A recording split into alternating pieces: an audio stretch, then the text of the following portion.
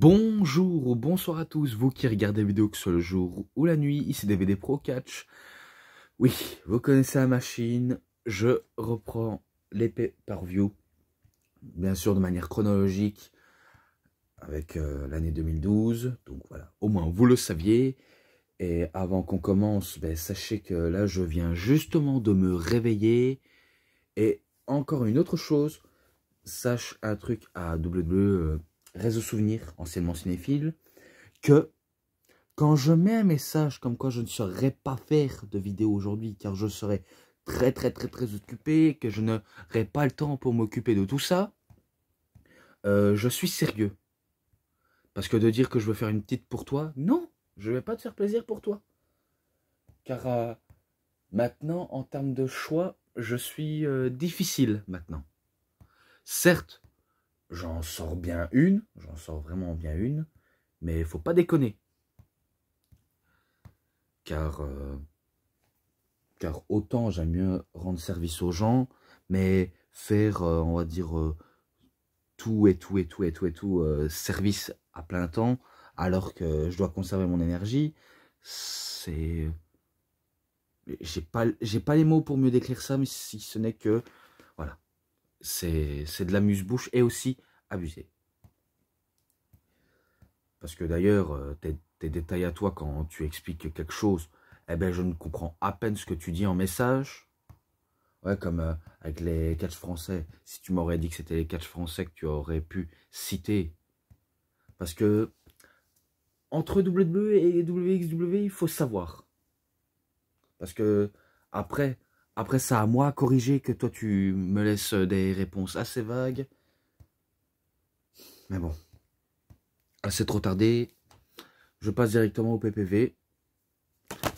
Donc, Over the Limit 2012 avec Randy Orton en cover, mais ça, vous le savez déjà.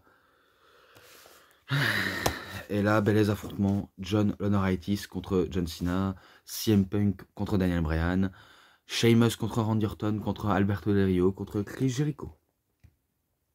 Et que là, il y avait l'interview de Sheamus, et c'était à Over the Limit le 20 mai 2012. Mais ça, je cite le nom du PPV. Ouais, ça c'est quand on se réveille que j'ai un peu la voix un peu faiblard. Mais bon.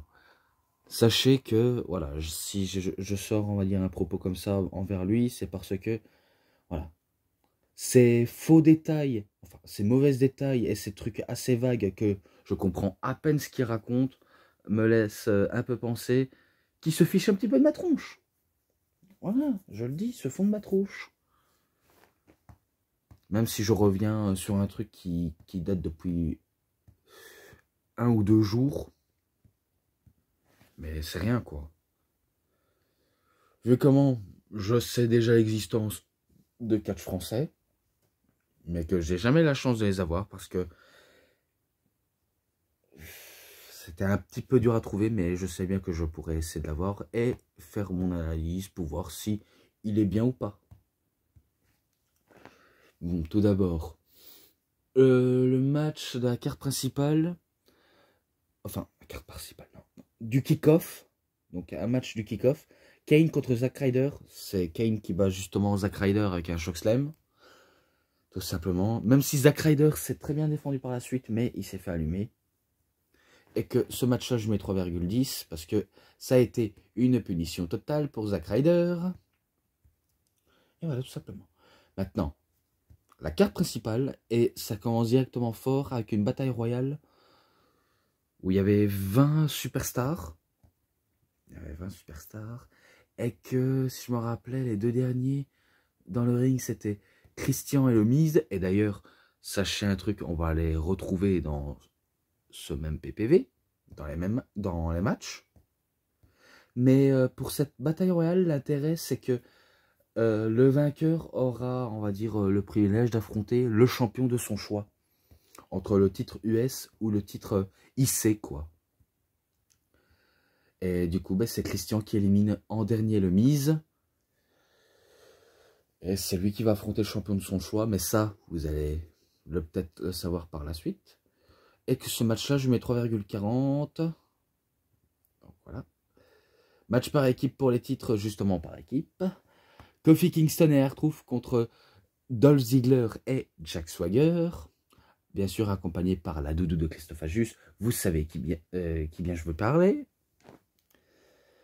Et bon, il était pas mal. Un bon match. Et que si je crois bien, attendez, si je crois bien, ils nous sortent quelques bons moves, même si on sait bien qu'ils ont déjà combattu par la suite.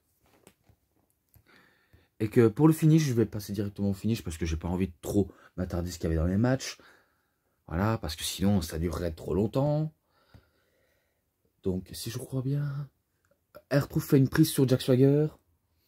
Et Kofi Kingston, il fait un Trample Paradise sur Dolph Ziggler. Donc voilà. Et c'est la victoire justement de ces deux-là, de ces Kofi Kingston et R-Truth. Et ce match-là, je lui mets un 3,5. Voilà, maintenant, match de diva pour le titre. Layla contre Beth Phoenix. Vu comment Layla, en tant que championne, elle doit redorer son blason et montrer qu'elle est bel et bien de retour et qu'elle sort bien d'une blessure et qu'elle est au top. Tandis que Beth Phoenix, elle était, on va dire, entre guillemets, blessée par les Bella, qui l'ont réellement agressée. Et qu'en petite rédemption, elle doit, on va dire, se venger des Bella, même si elle doit passer par la championne. Et d'ailleurs, elle va passer par la case championne. Mais qu'elle perd le match face à Layla. Ça, j'avais déjà fait une review sur Best of Pay-Per-View 2012. Et ce match, il apparaît. Hein. Donc, le match, il apparaît. Donc, ce match-là, je lui avais mis un 3,20. Cette fois-ci, j'ai un peu fait capture d'écran de ce que j'ai mis. Ce qui n'arrive pas souvent, mais voilà. Et maintenant, attendez. Ah ouais, mais match à 4. Ouais, d'accord, on est déjà un match à 4. Sheamus contre Randy Orton, contre Chris Jericho, contre Alberto Del Rio. Le match était énorme. Ça partait du à toi à moi, entre les 4 hommes. Il y a un truc qui m'a fait rire, c'est quand un catcheur domine sur Chris Jericho, que ce soit Randy Orton ou Sheamus, eh ben, je me rappelle qu'Alberto Del Rio, eh ben, il fait un double stomp. Il pense avoir visé le catcheur en question, mais sauf qu'il vise Chris Jericho avec le double stomp et qui se fait débarrasser, je crois, par Randy Orton.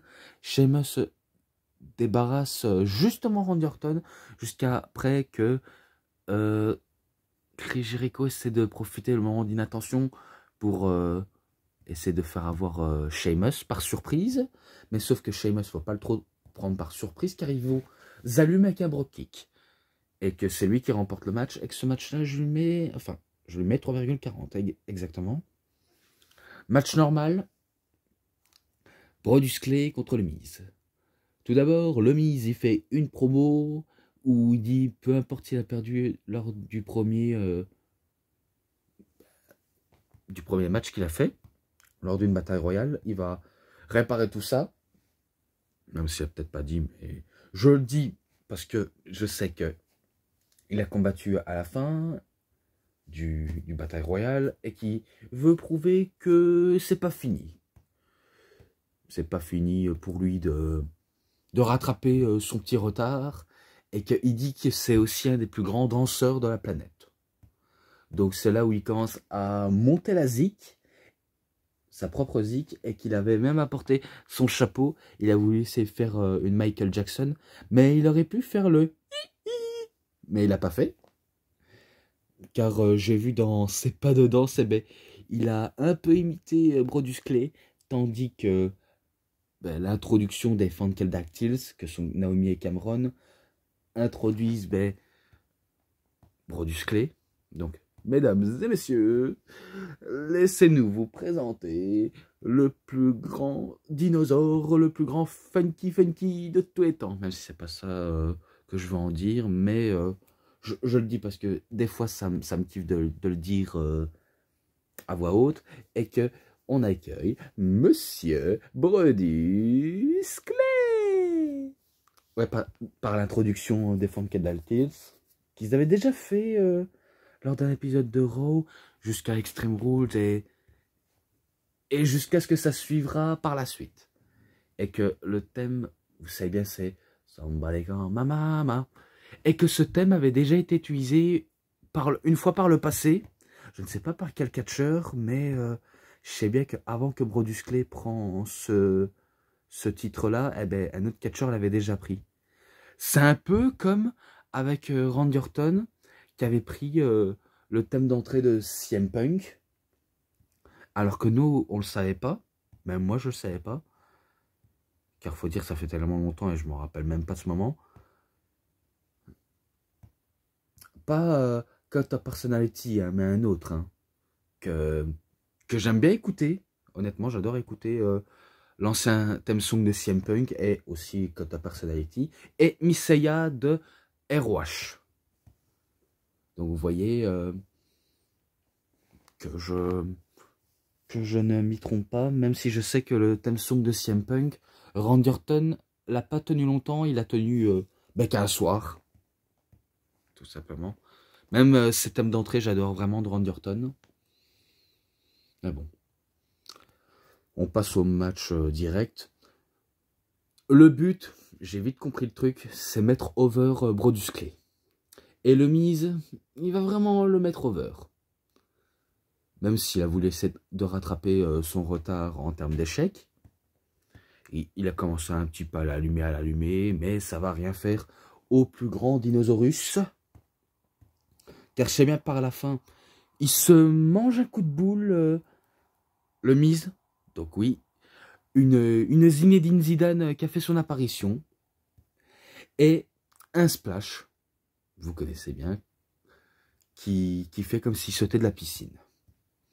Et c'est victoire justement de Brodus Clay. Donc c'est 3,20 ce match. Et à la fin du match, eh ben, il danse avec les fucking actors et les enfants. Tout simplement. Maintenant, match pour le titre intercontinental. Christian contre Cody Rhodes. C'est Cody Rhodes qui fait son entrée en premier. Et qu'il fait une promo où il dit que son titre vaut plus de la valeur. Et qu'il incarne très bien le côté champion. Et qu'il s'inspire de tout ce que les grands champions ont fait à ce titre. Et qu'il a plus d'honneur que Christian. Même si elle achève ses phrases que j'ai pas trop... j'ai plus trop capté, faut dire... je l'avais vu, mais... ouh. En fait, j'avais tellement vu, j'avais tellement vu ça passer que j'ai un petit peu oublié les promos, mais du fait que j'essaie de me rappeler, c'est ce qui m'importe.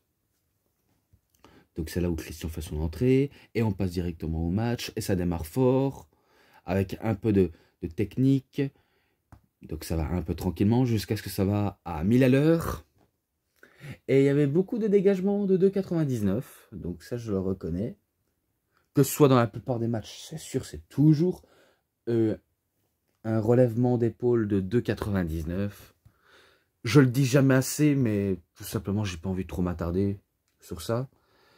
Il y avait un Good and Beautiful Disaster Kick, un Reverse DDT, tentative de Call Switch, tentative de Crossroads, mais que c'est là où Christian, il en termine vite fait avec son Call Switch et il bat directement Cody Rhodes et il remporte le titre intercontinental. Donc Christian a combattu 2 fois et à la fin, il finit champion, tout simplement. Et que oui, pendant que Sheamus avait battu ses 3 adversaires, il se fait interviewer et il parle de sa victoire. Donc, ça, j'avais un peu oublié de le dire, mais maintenant je rattrape le retard. Et maintenant, match un peu plus sérieux, même si entre Christian et Cody Rhodes ça a été également, mais c'était un peu de match de mid-card. Donc maintenant, on passe au match entre 2 excellents catcheurs, 2 best in the world, CM Punk contre Daniel Bryan. Ils vont nous sortir un banger dans ce show qui était un peu fade, je vais pas vous le cacher, il m'a pas surkiffé à ce point-là, mais entre les deux là, c'est sûr il me surkiffe. Car si je crois bien, la storyline c'était un triangle amoureux entre CM Punk, Daniel Bryan et AJ Lee. Même si AJ Lee s'était fait larguer par Bryan récemment et qu'elle a décidé de se trouver un nouveau mec, elle était passée par Kane, mais sauf qu'avec Kane, ça n'a pas duré éternellement longtemps, et qu'elle s'est tournée vers CM Punk. Voilà, elle s'est tournée vers lui, et on sait que dans la vie privée, ils vont réellement sortir ensemble, jusqu'à ce qu'à se marier. Peut-être qu'ils ont peut-être des enfants, mais ça je ne sais pas. Malheureusement, je ne sais pas sur leur vie privée, si ce n'est que je sais qu'ils sont réellement mariés dans la vraie vie, mais j'ai pas envie de vous expliquer plus que ça. Et qu'entre CM Punk et Daniel Bryan, même si c'est pour le titre de la WWE, c'est un très bon match, et que je préférais le voir en main event que Laurinaitis et Cena. Je le dis, je préfère ce match-là que celui où on va avoir par la suite. Beaucoup de matchs techniques, ça se voit que les deux hommes nous sortent des bangers comme s'ils étaient à la Ring of Honor. Même si, dommage que Bryan n'utilise pas son Crabble Filiation ou d'autres prises techniques qu'il a adoré faire. Il y a bien sûr la Romero Special, donc la planche de surf, le Crossface Chicken Wing, mais sauf qu'il l'a plus autant utilisé. Tandis que CM Punk, ben lui, la seule chose qu'il ne peut plus utiliser, ben c'est le Pepsi Plunge. Car après, on va croire qu'il a envie de copier et plagier Triple H. Donc, il ne va plus utiliser son Pepsi Plunge, à part, dans quelques années, on sait bien. Mais sinon, un très bon match technique. Il n'y a pas à dire, aucun match qui fait tâche entre les deux. Ils essayent de sortir ben, que des bangers. Des fois, de temps en temps, on peut trouver des petits botches. Mais c'est pas, on va dire, des petits botches qui font mal. À part quand ceux qui le maîtrisent très mal les prises. Mais sinon, ça va, c'est un banger son nom. Et que je me rappelle qu'il y avait le Yes Lock, le Anaconda Vice, tentative de JTS, mais Bryan, ben, il va pas se laisser embarquer par le JTS, même si à la fin, il va s'en manger une et il va aller faire dodo.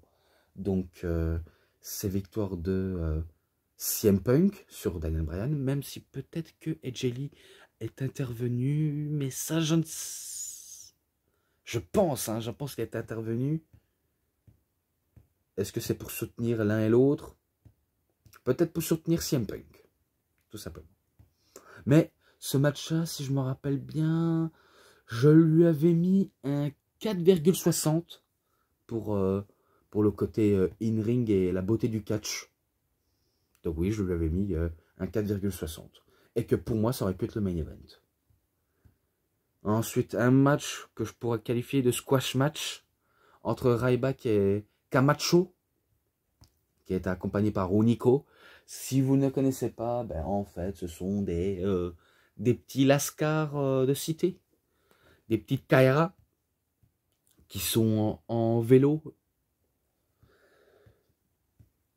Ouais, faut dire des checkers du quartier latino. C'est très monnaie courant aux États-Unis, tandis que chez nous, ben, c'est plus des Noirs, des Arabes, des Turcs, ce que vous voulez. Je ne dis pas ça parce que je suis raciste, au contraire.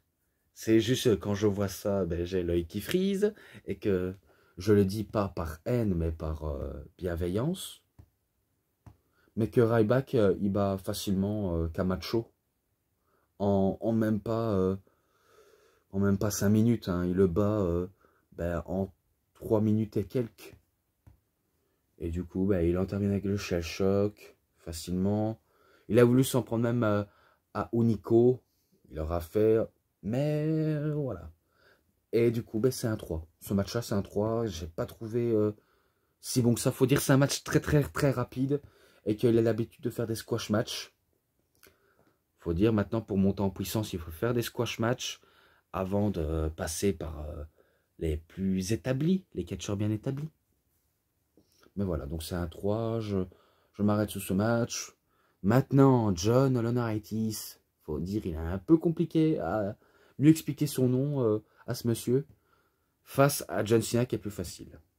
Donc, Vous savez bien, ou pas, que John Cena, à cette période, il traverse une mauvaise passe, vu comment il essaie de se relever d'une défaite face à The Rock et aussi un tabassage à Extreme Rules face à Brock Lesnar, même si il a gagné, et que dans la vraie vie, il est en plein divorce avec sa première femme, voilà, sa première femme. Même si on sait qu'il va sortir avec Nikki Bella, je le sais directement, je ne suis pas fou. Même si, encore une fois, après pas mal d'années, le couple se dégradera, jusqu'à ce que John Cena en trouvera une. Et maintenant, est-ce qu'il va en combler ben, toutes les années perdues à trouver le bonheur? Je ne sais pas. Je ne sais pas, faut dire. Je ne suis pas dans leur vie privée. Leur vie privée ne m'intéresse pas. Et que je respecte tout simplement les célébrités, tout simplement. Tandis que la WWE essayait de consoler John Cena en mettant un match qu'on peut qualifier de presque un squash de la part de Cena, tandis que il a affaire à un homme qui ne peut plus, on va dire, faire énormément grand chose sur le ring, à la personne de John Laurinaitis. Donc oui, justement. Et que c'est un match qui n'est pas si top que ça, malheureusement. Certes, il y a un côté humour, mais un peu tout con. Car je vais vous dire ça.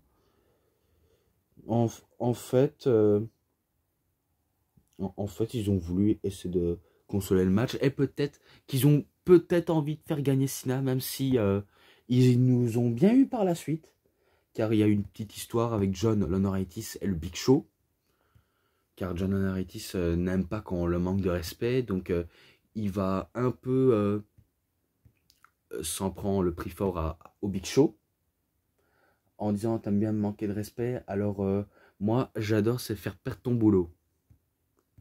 Donc c'est là où on voit l'image du Big Show qui se met à genoux et qui commence à chialer comme un bébé. Comme si son travail était plus important. Alors oui, pour gagner sa vie, pour qu'il gagne plus d'argent. Et que en gros, il a été viré par John Laurinaitis. Et aussi, il y avait une stipulation dans ce match. Si jamais John Cena aurait gagné, John Laurinaitis il aurait été viré de ses fonctions en tant que manager général de Raw et SmackDown, vu comment sa seule puissance, c'est le pouvoir du peuple. Voilà. Et que, attendez, si quelqu'un ose un malheur d'intervenir, il serait également viré. On aura vu ça, on aura vraiment vu ça.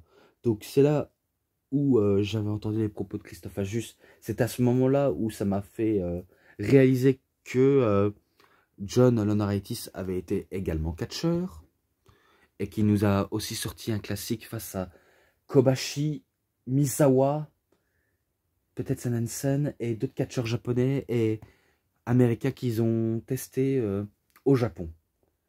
Et qu'il a déjà fait un 5-star justement face à Kenta Kobashi. Et que je me demande comment ça se fait, il peut sortir un match 5 étoiles alors que voilà, c'est pas, on va dire, du chef-d'œuvre artistiquement parlant. Parce que faut dire, il faut être très technique, il faut avoir tous les critères pour faire un bon match, mais j'ai pas compris la logique de Metzler. Faut dire, on connaît ce monsieur, il a la manière de mettre des 5 étoiles, manière décevante. Alors que nous, on n'est pas d'accord. Et que voilà, même s'il avait arrêté entre-temps sa carrière pour être officiel ou... Ouais, parce qu'il disait qu'il était officiel, après être recruteur de relations avec les talents. Et que là, il est en collision face au top guy de la compagnie. Donc celui qui te rapporte beaucoup trop d'argent à la fédération, à la personne de John Cena.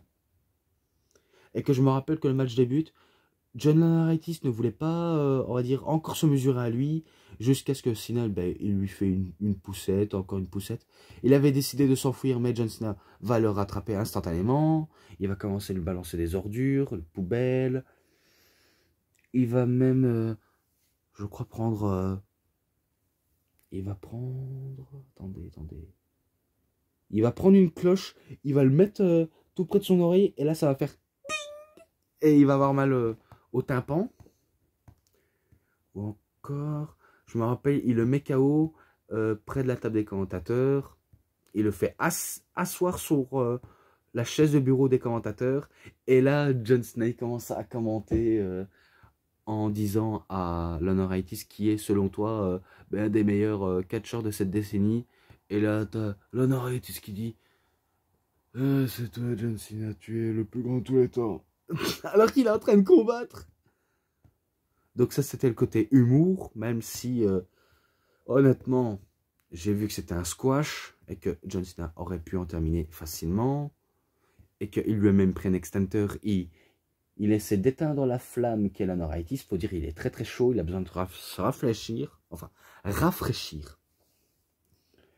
Et aussi, je me rappelle qu'il fait un STF de 5 minutes, mais que John Laurinaitis, il aurait pu abandonner, mais il a tenu pendant 5 minutes, ou encore 10 minutes. Donc il lui fait encore 10 minutes supplémentaires, mais il n'abandonne pas. Et là, on réalise que John Laurinaitis, eh ben, sur le ring, ben, c'est un poids mort. C'est un poids mort vu comment il ne peut plus faire grand-chose. Il a tenté un petit peu de se défendre, notamment avec des low blows et des petits coups, mais ça n'a pas arrêté John Cena pour autant, car il allumera avec des coups de bélier, choc power bomb, five knuckle shuffle. Et là, par contre, petite erreur de John Cena, il n'aurait pas dû laisser Laurinaitis se dégager du double A. Car je me rappelle que John Laurinaitis, il va s'échapper dans le public. Mais qui va se faire attraper? Vous ne savez pas qui c'est? Et pourtant, on le connaît tous très bien, car il fait plus de 2 mètres aidé. C'est un géant, un big man. Eh bien, il s'agit du Big Show. Oui. Le Big Show a rattrapé John Laurinaitis pour qui vont sur le ring. Pour, entre guillemets, lui donner en cadeau à John Cena. Et que je sais que le côté du Big Show, du Jean-Michel Hilton, n'est pas loin. Car je le vois des kilomètres. Donc c'est là où il commence à donner Laurinaitis à John Cena. John Cena le met sur son attitude adjustment. Mais il se fait accueillir par un KO punch. Donc oui, un One Punch Show. Donc John Cena est KO. Oui, il est vraiment KO. Et qu'il va un peu durer plus longtemps que prévu. Et que je me suis dit, ça dure très longtemps, il aurait pu se dégager. Eh ben non. Faut dire, c'est pas la première fois que le Big Show, il fait un heel turn, notamment sur John Cena. Faut dire, c'est pas la première fois. Et que c'est très très très redondant pour moi. Parce que faut dire, ce mec-là, il a tellement fait de heel turn et de face turn par la suite, que c'est presque un Twinners. Donc toute sa carrière, ça a été basé sur les heel turns, tout ça, etc. Donc c'est normal que c'est un spécialiste et qu'on ne sait plus où donner de la tête. Donc il fait John Laurinaitis, il fait tomber sur John Cena et il remporte le match. À quoi l'intérêt? Vraiment à quoi l'intérêt? Car moi je vois pas l'intérêt de ce match. Donc c'est pour peut-être faire monter le règne de dictature de John Laurinaitis au sein de la compagnie. Et que normalement, quand quelqu'un vient l'aider, même si le Big Show a déjà été viré par la suite, pour moi, c'est le président qui aura le dernier mot à le faire virer. Mais après, on apprendra que Laurinaitis a proposé un contrat au Big Show pour qu'il reste. Et c'est là où ça va provoquer le retour de Lucifer en personne. Et Lucifer en personne, c'est Monsieur McMahon également. Donc pour ce match-là, 3,20. Même si j'ai pas pris du plaisir à regarder le main event. Avec un show aussi fade. Mais j'arrête sur ça. Donc c'était tout pour Over the Limit 2012. Malgré à une fin que je n'ai pas appréciée. Pour ce qui est les matchs, le bonus qui était une interview, l'essainement promo et l'ensemble, je lui mets un 3,50. Voilà, un 3,50 ça peut le faire. Et que cette review, comme j'ai dit, est terminée. C'était DVD Pro Catch. J'espère que ça vous aura vraiment bien plu. Et si la vidéo, vous avez vraiment très bien aimé, vous savez ce qu'il vous reste à faire. Likez la vidéo, commentez, partagez, abonnez-vous à ma chaîne, cliquez sur la petite cloche pour avoir plus de notifications des prochaines vidéos. Et moi, je vous dis bonne journée, bonne soirée à tous. Au revoir tout le monde pour une prochaine vidéo. A plus à tous les fans de catch.